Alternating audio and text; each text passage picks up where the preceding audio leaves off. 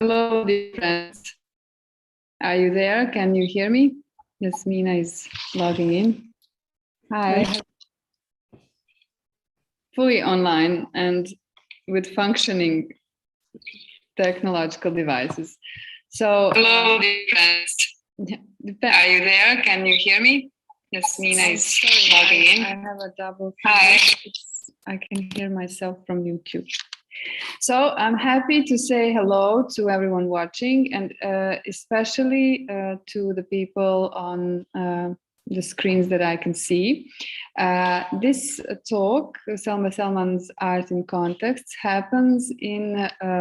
happening within the public program of Selman's first major retrospective organized at the National Gallery of Bosnia and Herzegovina that I was happy to work on with her. And it is a wonderful coincidence that at the same time, her, I would say, major international solo show is happening elsewhere in the world, and it's in particular in Kassel, in the Fridericianum Museum, organized by Kasseler Kunstverein and curated by Boshko. And this was a great opportunity for all of us to meet, but also to meet with Jasmina, who is an art historian and who has worked with Selma before, and who will help us actually talk and contextualize Selma's work more. I would say more broadly or more accurately, depending on what she tells us to do. Of course, first of all, hello to Selma and Boshko, and congratulations for the opening and great success in Kassel last night. I can't hear you. Are you? Is it me or is it you? No. It's me. I cannot. Jasmina, can you hear us? Yes, I can hear you, but I'm muted while I'm not speaking. Yeah, okay. Boshko and Selma.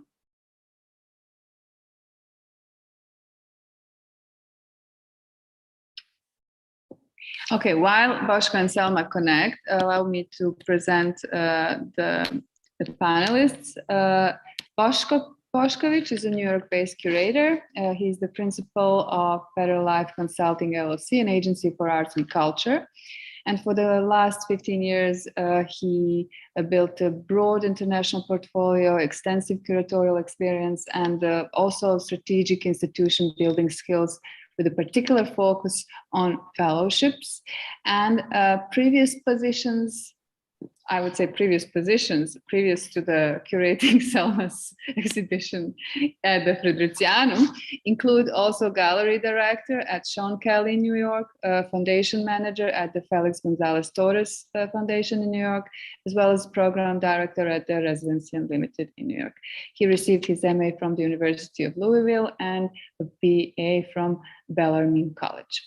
Jasmina Tumbas is a Doctor of Art History that she completed at the Duke University, and now is an assistant professor of contemporary art history and performance studies in the Department of Global Gender and Sexuality Studies at the University of Buffalo. Her first book, I Am Yugoslavenka, on feminist performance politics during and after Yugoslav socialism, is forthcoming with Manchester University's Press Rethinking Arts History series in January 2022. In 2016, she curated Selma's first solo show in the United States at Dreamland in Buffalo, an exhibition we traveled to Vienna, Austria later on. Are we all there? I don't know, guys. You are working on a very complex technological exhibition now. It's not really helping.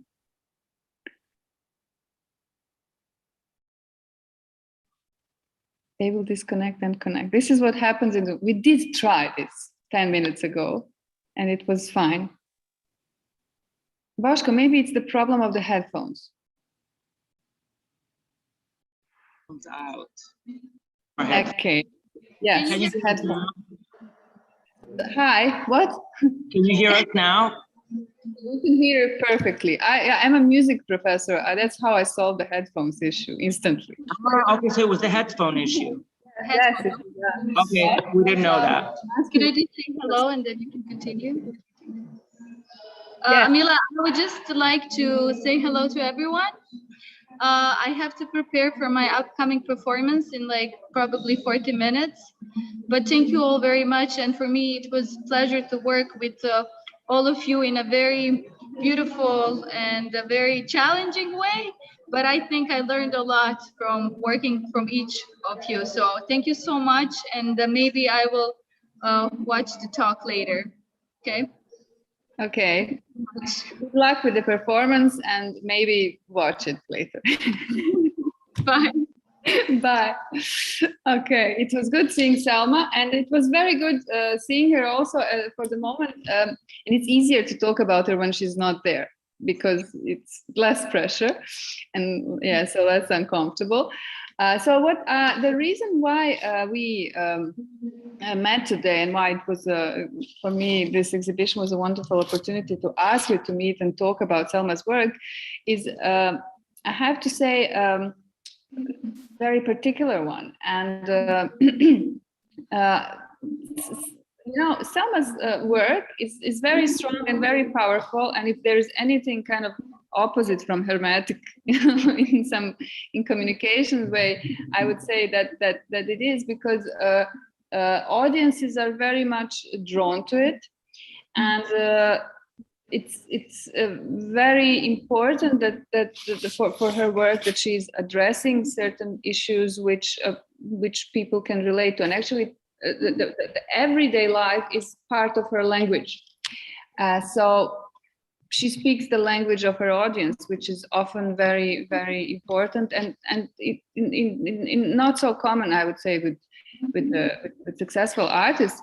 But on the other hand, often in many discussions, Selma's work is reduced to this dimension of I would say this communication strategies or the issues that she raises in her works.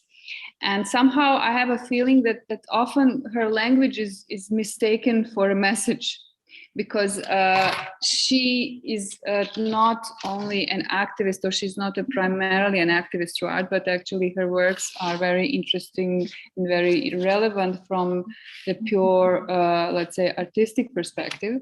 And I was thinking that it would be also interesting to discuss the curatorial positions in working with Selma, which of course come much further than this position that many of audiences identify with, and this is this relation to the real life issues, or to the 21st century identity of her as a woman, as a Roma, as an artist, as an immigrant, which people can recognize. So we were discussing a little bit how to organize this talk. And what I would like to offer for the beginning is a kind of an introduction in our project in Sarajevo, because I have to say, for me personally, it was a kind of a private project, private in terms of my personal relationship to it, because Selma's, since meeting Selma in the very beginning, I had a feeling that there is something important about her work, and I would say that when I met her, and it was maybe 4 years ago, she was still a young artist, and her works were not articulated in such a, I would say, sophisticated form as they are now. But you could feel the birth of a general concept, and you could feel the process of articulation of an idea, which is getting its materialization now. And I'm actually quite curious, where will this idea go, and how will it be developed in the coming times? So Selma is a particular artist because she's making a very fast progress. So she's developing and she's working hard. She's working a lot, and her ideas are on one hand evolving, on the other hand always following a very strong path of a particular identity of who she is as an artist. And so you can see the clear continuity. You can see that she's not seduced by the I would say the trends or by what she would anticipate that other people would expect from her. But in reality, what we can see is that this permanent development of a concept which is based on some kind of a truth. As an Adorno follower, I remember that in one of his books, in the philosophy of music, actually, he said that the main issue about the art is that it has to be true, and that it has to have its foundation in some kind of truth. And I would believe that Selma's work is based on a personal and artistic truth, and somehow that's why in all stages it is standing still. Anyway.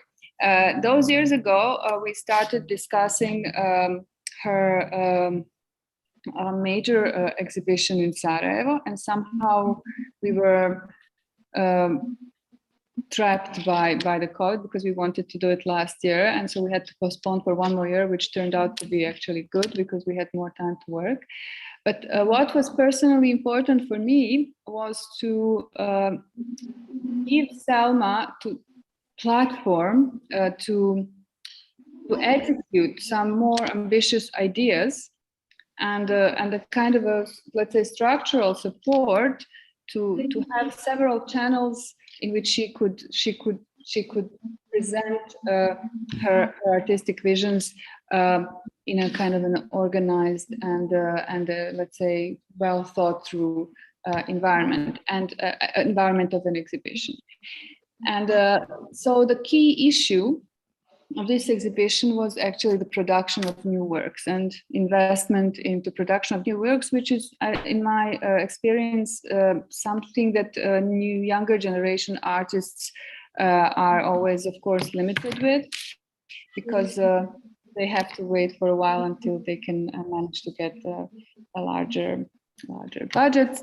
And somehow I believe that working on production of these new major pieces was very important, because through this exhibition, Selma has developed new work cycles, which she did not actually show before. And also, I believe that it was interesting to show an example of a, let's say, larger survey of her works, which will I hope will also let's say reflect how Bosnian perspective works, and maybe help promoting and reading her works internationally. So that was one issue why it was so important for us to focus on production of new works. And I have to say also, maybe it was a little bit kind of a fighting for the Bosnian thing, but for us it was important to do some of these historic pieces, I would say, in Bosnia for the first time, because she is an international artist, and I see that she will be a great international artist as the years are coming. But somehow it was important for us to be sure that she has produced some of the major first works, big works here for this exhibition, and we are very proud of what Selma has done.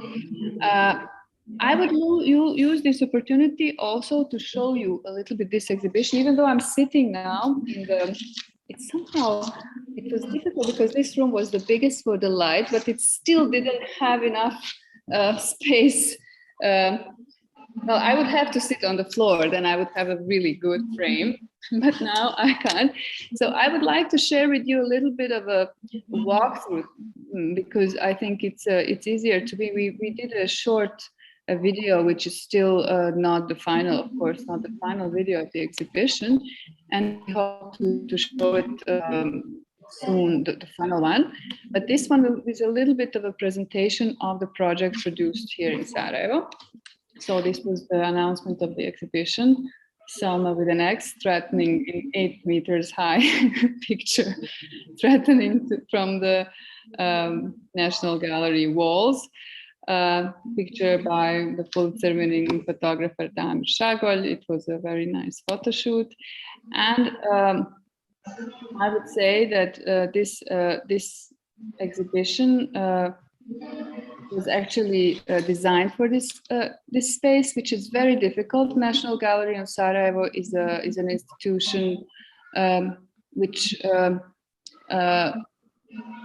doesn't have adequate spaces for exhibiting artworks, I would say, on one hand, but on the other hand, it is the most central building in this country. So it's a very well visited building. It's an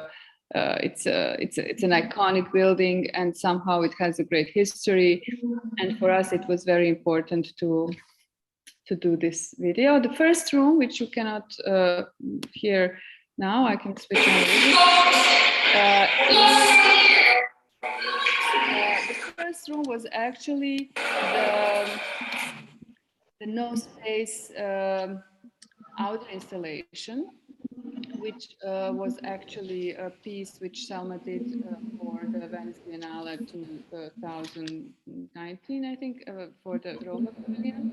And it was important for us to start this exhibition by marking the space that is now her space, especially because a Roma artist never had an exhibition in National Gallery of Bosnia and Herzegovina.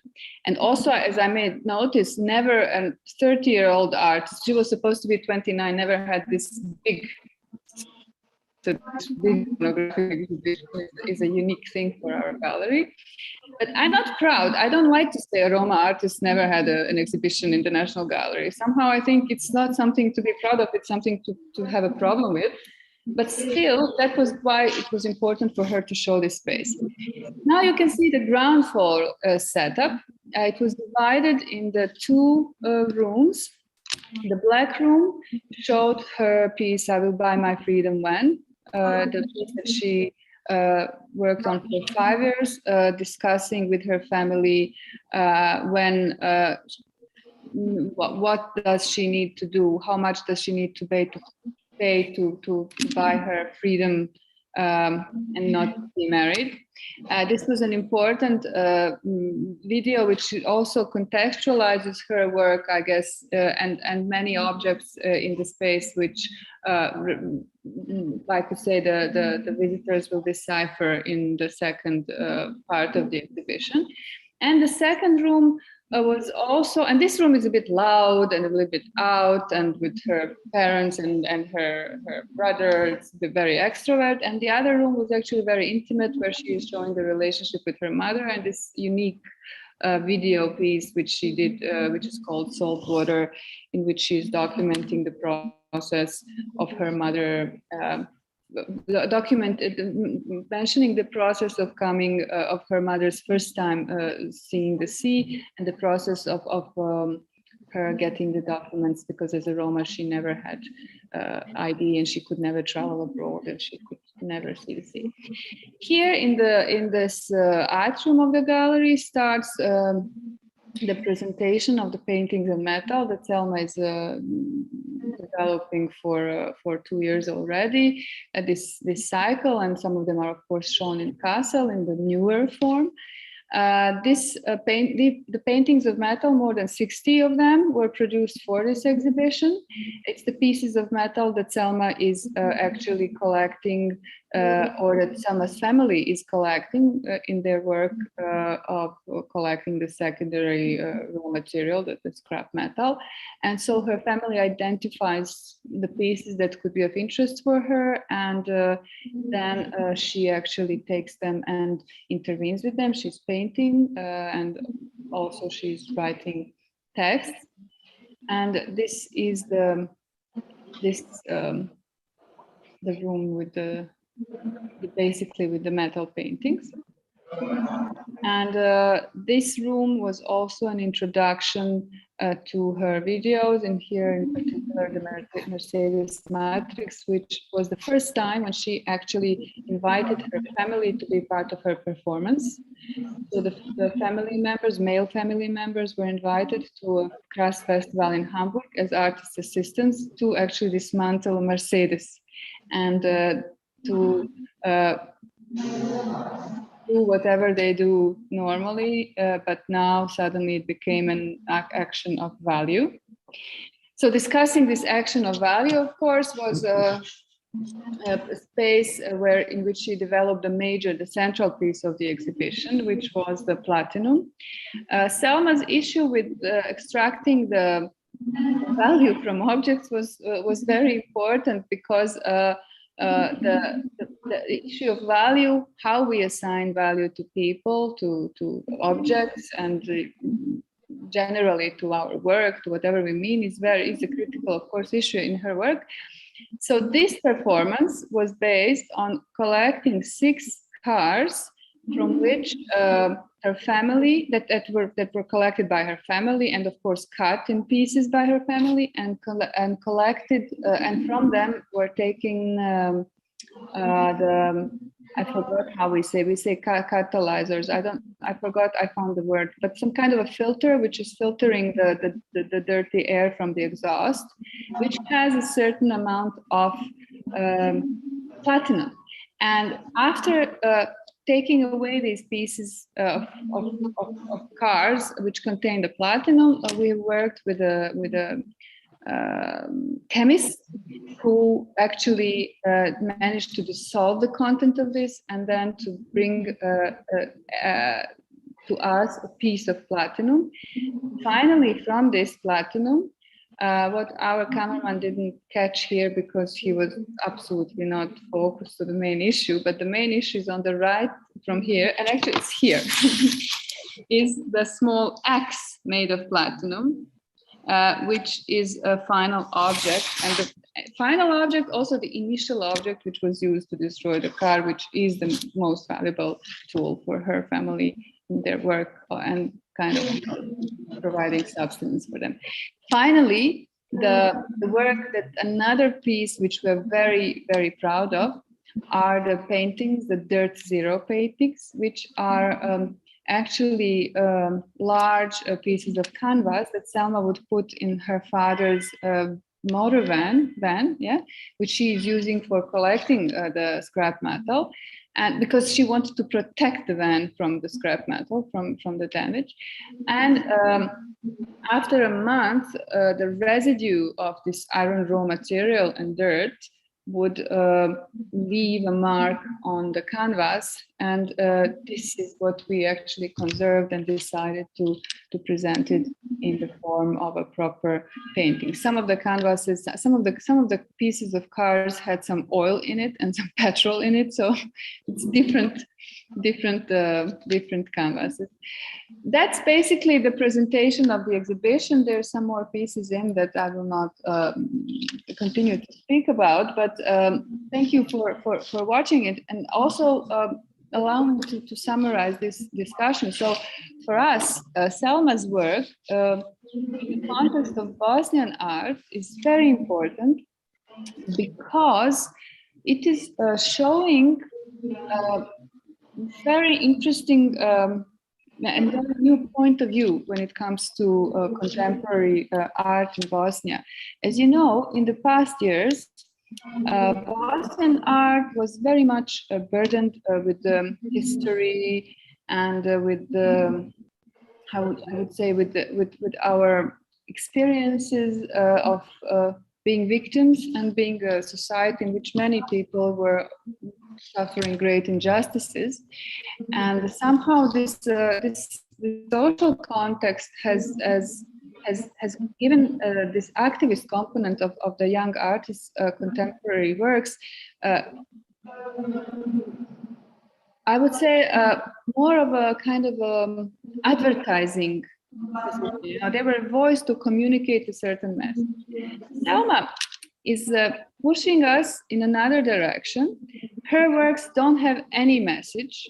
she's not asking for us to have any kind of empathy or sympathy for the Roma people or for the women.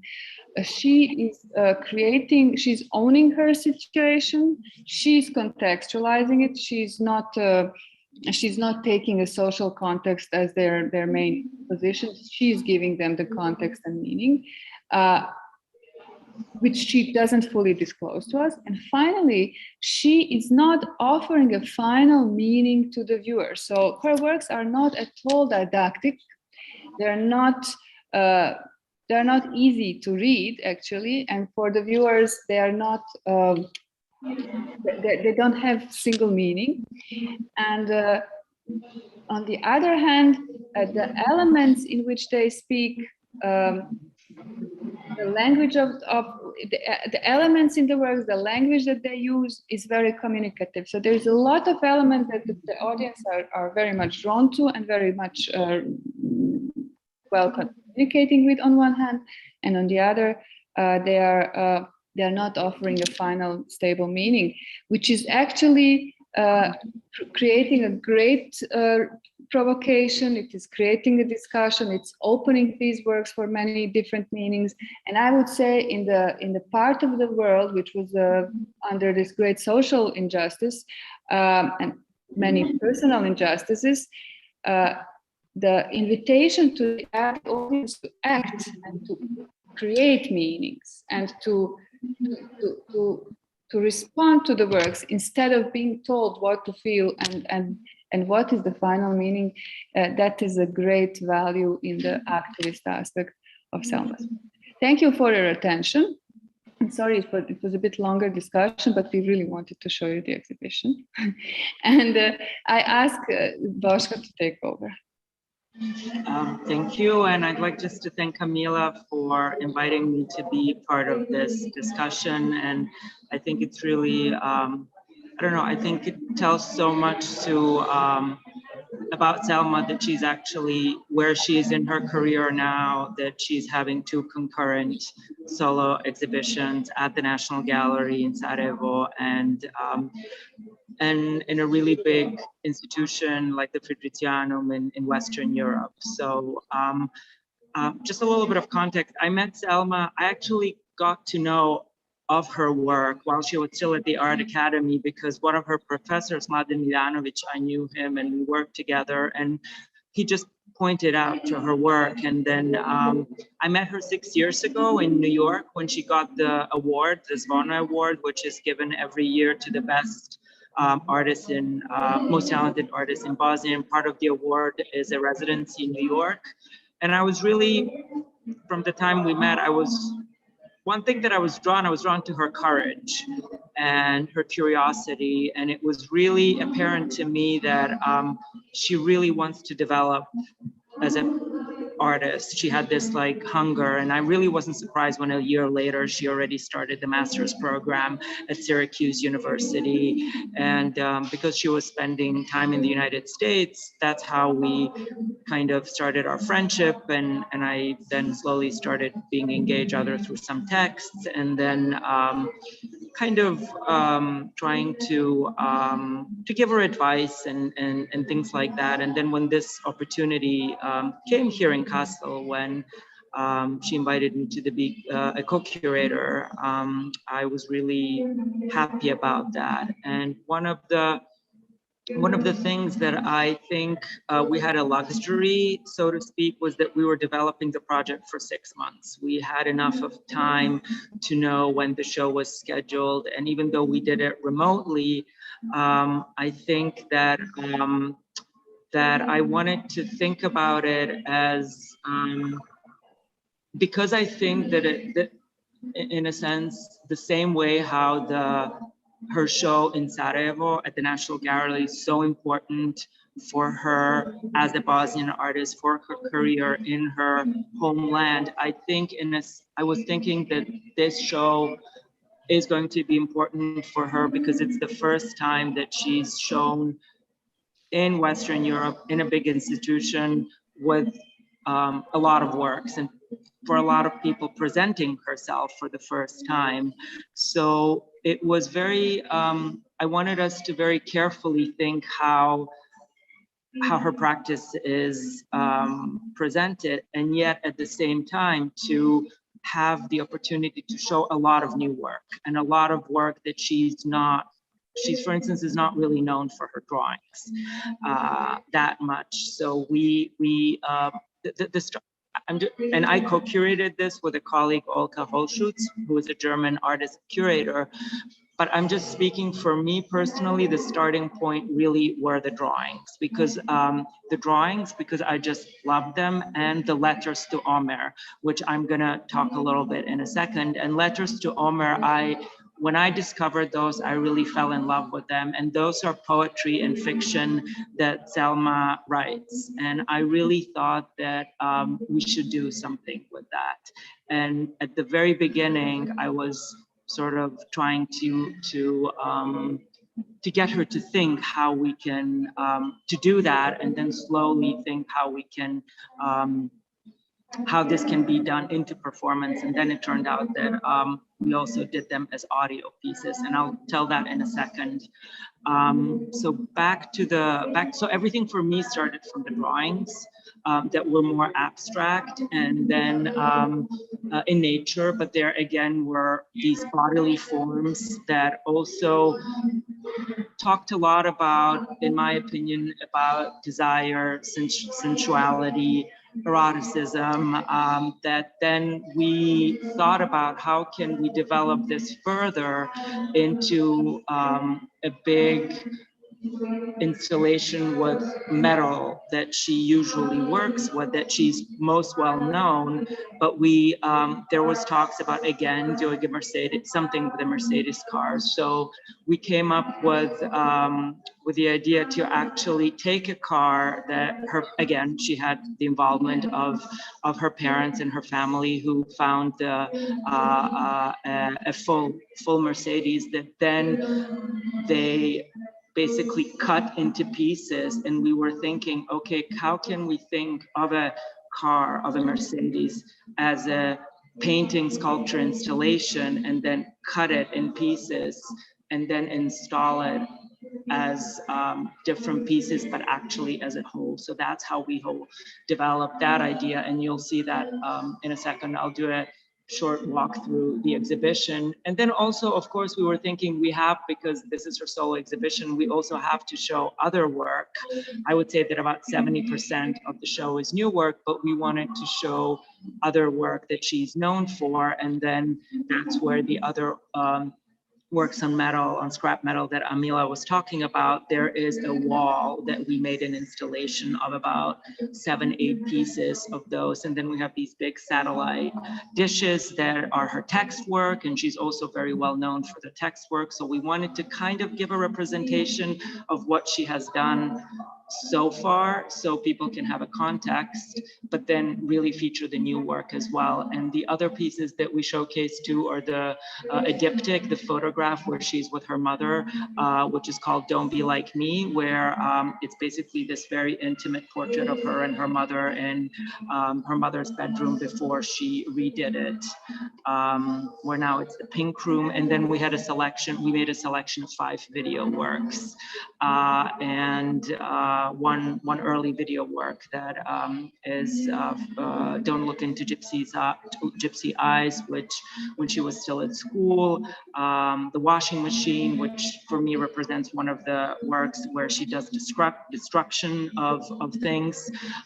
You Have No Idea, the one in Washington, D.C., where she marches on election day, the Mercedes piece that Amila is also showing at the National Gallery, and Salt Water as well, that you're showing. And to me, what I really love about the Salt Water piece, on the first glance, to me, that's probably one of the most political works that Selma has done, but you don't see that at first glance. You have to see the end and then understand that, you know, that her mother hasn't been existent for 47 years on paper with an ID and passport. So I think in that sense, that was also important to be shown. So that's kind of the the overview of what we were thinking and what the show here in Kassel is.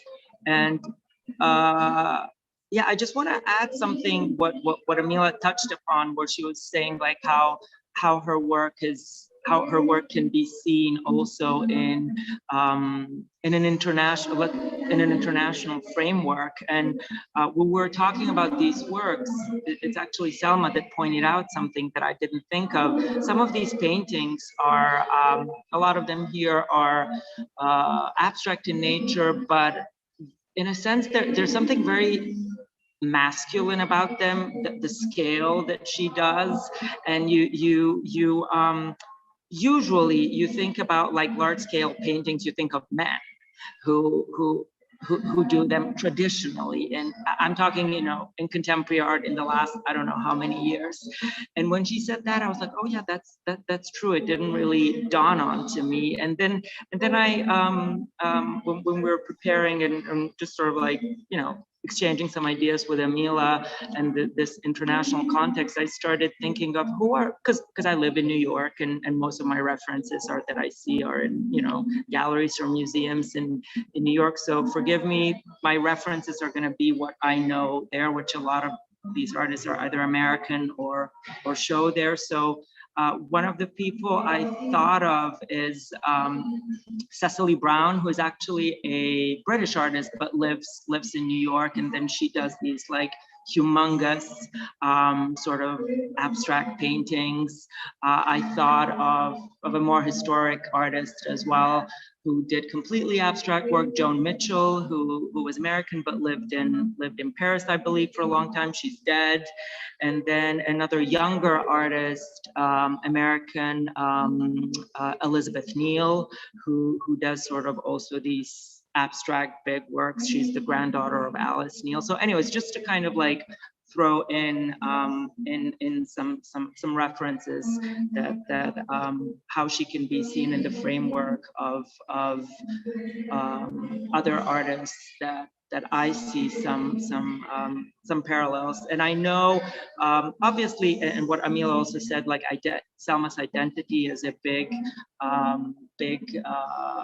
part of her work. And I know always when we talked about influences and other American or international artists that work with identity politics, Selma always mentioned that Adrian Piper has been really a big influence on her, and somebody that she looks very, very closely to. And I remember her telling me, like, I wrote to her a few times, but she never responds. But I was like, it's okay. You did you did what you could. And yeah, I think that's it. The only one thing that I just want to add before I give you a quick tour of the show is also what I think, what's amazing with her work, that she has managed to, I see it this way, that she has managed to involve her family as this working unit. It's not only, sometimes they're the subject of the works, and less so for this show that we did of the new work, but also, you know, logistical help and emotional support. And we had trouble when she was crossing the borders here to get these metal works like into Germany, and her father was up at 3 a.m. like trying to, you know, so it's just sort of like, it's really, really beautiful to see how this kind of art and what she has managed to do over the course of these 10 years, where I think that's quite incredible. And also, you know, you working with them at times when she thinks that's appropriate. So I'll leave it there, and I'm going to try to turn the camera and just give you a quick preview of the show here. So this is the Fridericianum here. So maybe I'll start from here. So this is the light is a little bit. So this is the portrait, Don't Be Like Me, that we chose a diptych to show it, and then really a line that unifies everything that we try to install is the drawings. Really, the drawing is kind of like a constant.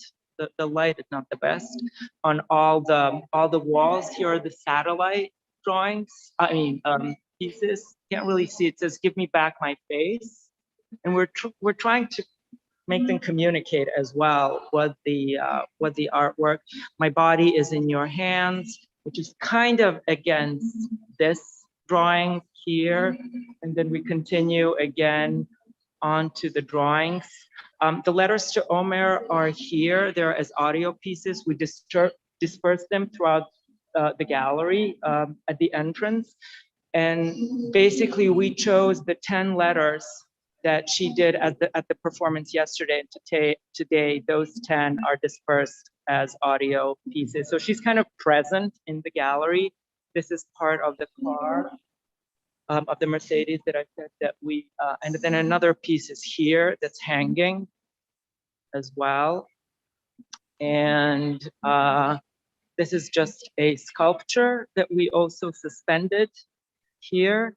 Then another drawing here. Oh yeah, here another satellite piece. You can't see what it says, but it says, "I dreamt I was a lion." 2 more drawings. And then another piece of hers, and then this is the biggest painting from the Mercedes. That was the roof, I believe, and then two wings here that are also suspended from the. Again, the lighting is not the best, but you get the idea. And then there is no space piece when you enter. That's the first work that you see, and then 2 more drawings here, and then we finish here with another door piece. And this is what I was, in another drawing in a small gallery. And this is what I was talking about. We did this installation with the scrap metal pieces here on this wall, and in this small gallery, there's the saltwater piece. And then I'll just show you the entrance, because that's where you enter. You hear actually the letter to Omer as you enter the museum. So I wanted to love you. So you have here, you enter through the door, and you have a audio coming here and another audio here. So that's it. I don't want to take any more time. I hope that you get a good idea what the show And is. what about the projections? Yes, sorry. Thank you, Amila. Thank you so much. Yes, we do. I'm curious because I didn't see the projections are here. They are, so yeah, from the big space, you have another gallery that's quite nice size. So there's some audience here. Yeah.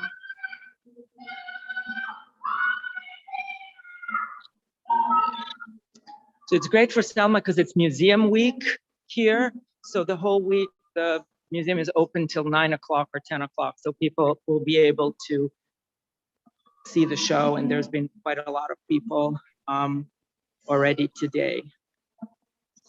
And may I add, Boshko, apart from congratulations for a great show, and we all wish we were with you, I guess. I mean, congrats to the fact that it's a boys' year and you are in Kassel. Yes, yes. And I have to say, for me, you know, I mean, for an artist who also has this kind of, let's say, social agenda, or you know, who's building a social sculpture of her own somehow. I mean, the fact that she was chosen by Friderizianum and by the Kasseler Kunstverein to be there in that year is so indicative and such a serious. Yeah. And she actually said that. She was saying that at one of the openings. She said, "It's incredible for me that I'm here in this place, and 30 meters from here are the works for Walter de Maria and Joseph Beuys that I was taught at the Art Academy 10 years ago." And it's true. It's really like pretty spectacular. Absolutely. Okay, thank you so much, Boshko, and we look forward to hopefully seeing the exhibition in person. And Jasmina? You know the real story from the history? There is no, I'm not going to have the big reveal here, but let me start by saying thank you both so much. Amila and Boshko, this was such a pleasure for me to sort of see the both exhibitions, to revisit Selma's work, which I've been following on social media, but as I'm here and I haven't been able to go back to Europe since COVID really began, I just haven't really seen any of the recent work in Europe. So it's been really beautiful to see these two exhibitions. And in terms of what I want to contribute to this discussion today, it will take us back some like 5 years actually in time. And not only take us back in time, but also in, how can I say, in prestige at the beginnings of a career, where, my space where I curated had none of this like, national gallery glamour or castle glamour. It was actually a small queer run LGBTQ space in Buffalo. And so I have some photographs that sort of show this performance work and the installations that we did, just to kind of share with you sort of this early work. So I'm going to share a PowerPoint and just say a couple of things about the works. And let me share my screen. Oh, it says that I can't share my screen. Host disabled. Would you? Even though yeah, okay, I did it again. I do it again. Okay. Test. I just want to ask, can you see the PowerPoint? Yes. Yeah. Okay. And then, yeah. So thank you, Amila, for inviting me. This is a real big honor for me. And again, thank you both so much for your beautiful presentations. I wanted to start with this work from 2015, Selma and I'm Black Human Rights, because it really is a kind of bridging force, a conceptual and thematically and politically a bridging force to the context of the United States, where this work, where I exhibited this work. Oh, excuse me. Hold on. I just wanted to be, I couldn't see. Okay, where I showed the work at Greenland. One of the things that we talked about a lot at the time was Selma, who I met, I want to say in 2014, I think in the fall. And then we did this performance, I think in 2015. Was that she really did not want to be, considered just like a Roma artist, but that she really resisted, this labeling, despite, of course, the fact that her ethnic background, her Roma ethnic background, is fundamental to the thematic and political aspects of her work, and also the conceptual roots of her work, but not to be sort of just overclassified in that way. And Marika Schmid is one artist in Austria who's really pushed for this political distinction to not just label someone in that way. And so for me, it was very interesting to think actually, Amila, about a lot of the things that you said, are kind of problematic, like this question of empathy and this, reaching the community. But in my case, that was actually really something I was interested in sort of reaching here in this context. So one of the things that really struck me about this photograph, of course, we see her sitting there and we see the book of A Land of Human Rights by her feet, and a book about Roma, classification book, and a painting that she painted, but she's also holding this snow globe in her hand. And for me, it was like this kind of symbolic, the white little flakes, the fake flakes were kind of symbolic of like this whiteness that is out of reach, for a lot of minoritarian subjects in this world. And it's enclosed within this object that's like a fantasy object that often people take that get to travel and get souvenirs from other places. So already for me, this was a very, powerful image that made me think about a lot of things. Of course, also her identification as Black is very interesting, because in Europe, what it means to be other, what it means to be non-white is very different than what it means in the United States. So I organized the performance. May I just pause for a second? I have a really hard time speaking because I'm hearing a lot of sound. So would it maybe be possible, I don't know which one it is, but it's really loud, to just mute it? Mine is not. It's Boshko. It's probably me. I tried to mute myself because I'm in the gallery. And Okay. Yeah. Sorry, I just hard to keep my thoughts, and speaking. Okay. I did this. I organized this performance with her, of course, here using a much older work, the Mercedes 307 from 2014, a photograph from there, and she actually did a performance work in 2015 at Dreamland Buffalo, where I was invited by the director of the space at the time, Dana McKnight, to organize this performance, which included also a screening of videos and her prior work, and then also her performance, Vinemate Poima, You Have No Idea, which drew a huge crowd. The entire space was packed with people. Here are just some of the images. And actually, the Roma context is quite strange in terms as a kind of unknown, so to speak, in the U.S. context. It is not something that people discuss too much here, or even are aware of in terms of sort of the struggles that people with ethnic Roma background in Europe are facing. So it was also a really important opportunity, on one hand, for me to introduce that subject matter, on the other hand, to find other ways of connecting also Selman's work to the contemporary context here. And I actually wrote down a little bit what the experience was like of seeing her, and what I sort of experienced from the feedback I received from other viewers. So I'm just going to read to you a little bit from back then, what I was thinking. When in 2015, I was invited to, when in 2015, I invited the artist to perform this work, Vinemate Poima, Dreamland in Buffalo, a gallery run by queer artists with multiple ethnic backgrounds, which attracts a very diverse population of art goers. The room was filled with empathy, tears, and community, especially in the US, where recent uprisings in reaction to the police killings of Trayvon Martin, Michael Brown, Tanisha Anderson, Sandra Bland, Eric Garner, and many others have raised the stakes for what it means to live in constant fear and racial, economic, and social injustice.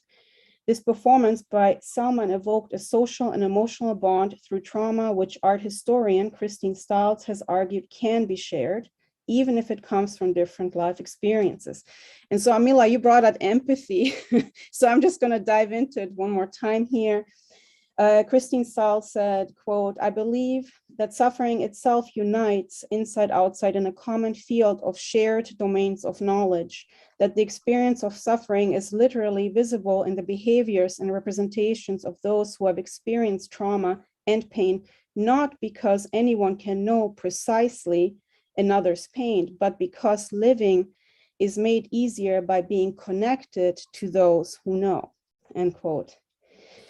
So there was a lot of moments where even though none of the visitors come from the Bosnian context in Buffalo, share the ethnic background, they do share this desperate plea of "you have no idea."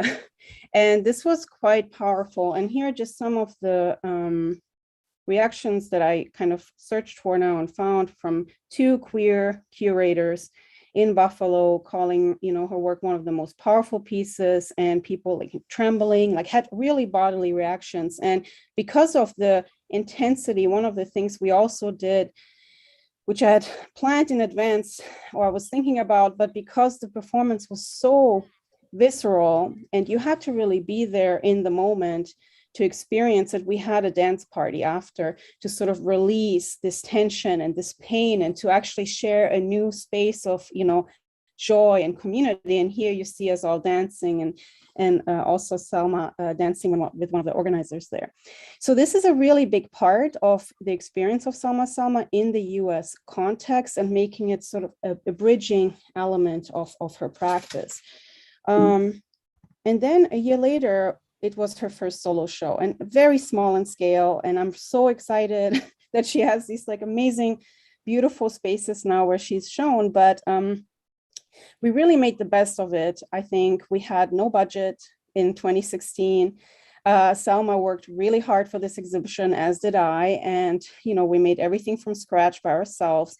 And we used the space, and she did these paintings of her and her mother. Here's, the audience watching her performance, Bride, in which she literally, thought about the question of the border and the body that is kind of coming up against the border, not only symbolically, but literally by pushing this barbed wire into her skin and having a microphone, which, amplified the sound, which we all heard and experienced, which was extremely excruciating and difficult and extremely powerful. And I was very worried for her, of course, as a curator, that she will get hurt. We had to clean the wounds and just make sure that she's okay. But this is really the essence of Selma. Selma had, in terms of this, that Boshko was talking about, the courage, the curiosity to really push herself and push some of these ideas that I just talked about in contemporary art as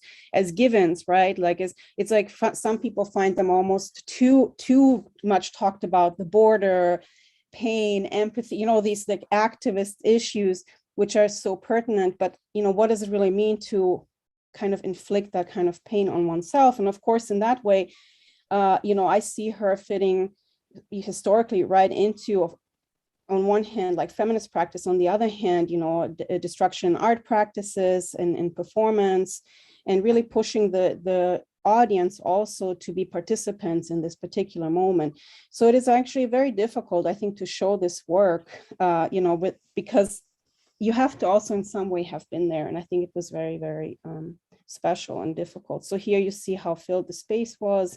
People were lined up all the way outside. I don't think they've ever had so many people come to this gallery. So it was quite amazing. And this is how the actual room looked. So you see very small and modest, with 2 video installations and 2 paintings, 3 video installations, pardon me. And then one of them, of course, her much older work, Imaš Momka, which really resonated with a lot of female visitors, one of which also talked about how this performance made her think about marriage, patriarchy, and state violence. And then when it was featured in the news, really the key thing that the art critic here picked up on was this, sharing pain with others in a very, it was very moving for the audience. How do you do that? So this is really where I came from with my curatorial experience here, thinking about the queer, the non-white context of the United States, the non-elite art context in the United States, creating a performance space in a less elite context where anyone can come, and there was no entrance fee. There was, it was really important to us, and also to Selma, to reach a different kind of community, and to then also have a communal experiences of dance and interactions after. And one other thing I want to talk about, and for Selma, for me personally, as a researcher and art historian, is of course also her position at the sort of intersection of identity as a, being reduced somewhat sometimes to having ethnic Roma identity, or being essentialized just as a woman artist, or, these are all things that are quite common in, making categorizations in the arts. But one of the things that I love is how she troubles all of those categorizations by, on one hand, seducing us into wanting to be like, well, but she's Roma, ethnic Roma, these are the problems, we want to sort of, really have a clear answer. And Amila, you said there are no clear answers here, and then she plays with this heroicism of the entire thing. And I really love it when she does it, when it concerns Tito, and thinking about herself as Tito, talking about how Tito was remembered in her personal, community of the Roma community, where she, also helps girls go to school, that everyone has this memory that Tito was amazing and those were the good times. And because she actually brings a lot of good things to the community, they started calling her, Tito, Selma Tito. And so she made this big truck and put that on there, and it's like standing heroically on there, of course, already kind of mocking the entire idea of being a hero or being identified with, you know, this male leader. I think I saw also that she has a sculpture, a metal sculpture, maybe Amila, even in your exhibition, I don't know, that says Selma Yetito. I thought I saw that. So I was trying to find it earlier. That was very exciting. And then you know, identifying A, with a leader that no longer exists, and B, with a nation that no longer exists. So, you know, I also saw her photograph, you know, where she said, I am Yugoslovenka, you know, identifying here with the Lepa Brena. And for me, this was very key because, again, she's just playing with these highly charged identities, putting them on, taking them off. And she can do it because, you know, she has the courage to do it on one hand, but she also has this sort of conceptual wit to combine them, these identities visually, that in a way that resonate, you know, with a lot of viewers, who some of which are in the context and many of which are outside the context. So in many ways, she's kind of playing with what viewers bring to the table in order to decode some of the, you know, these games she's playing, or these games is not the right word, the kind of conceptual strategies that she is exploring, but that are not limited to one particular political message or one didactic message here. It's really like complicates what it means to be, you know, an artist today from this region and have an international career. So that's kind of what I brought to the table. And here my last, just the last mention of how she problematizes the idea of nationhood and being, you know, just from a particular ethnic background. You know, she's a Yugoslovenka when Yugoslavia no longer exists. You know, she tries to perform the flag, but fails miserably all the time. And so it's really amazing how she can, you know, transform the body to become a kind of experimental, you know, it's not an experimental machine that touches on all of these violent histories, actually, of exclusion, and also on moments of possibility. So that's all I have. That's great. Thank you so much, Jasmina. For me, it was really precious. I didn't know some of these pictures and some of these early works, and somehow it's a great contribution. And I'm very happy that we did this talk. So theoretically, we could chat now about this and about other issues, but I know that Selma's performance is about to start, and Boshko will probably want to be there. It's very important. It's the Museum Week in Kassel, and yes, so there will be a lot of people there. And also, what I would say, instead of doing the continuation of the discussion now, I say we should meet in like 10 years. Where we are at that point. Absolutely. Okay, it should be a date. At least the 10 years should be the last moment when we have to do this. Thank you so much for sharing your experiences, and congrats for all the things we've done with Selma and outside. And I hope that next time we can meet in Sarajevo, and that we can have you around and talk about Selma, but also your other projects. Wish you all the best. Thank you so much. Thank you so much. This was really great.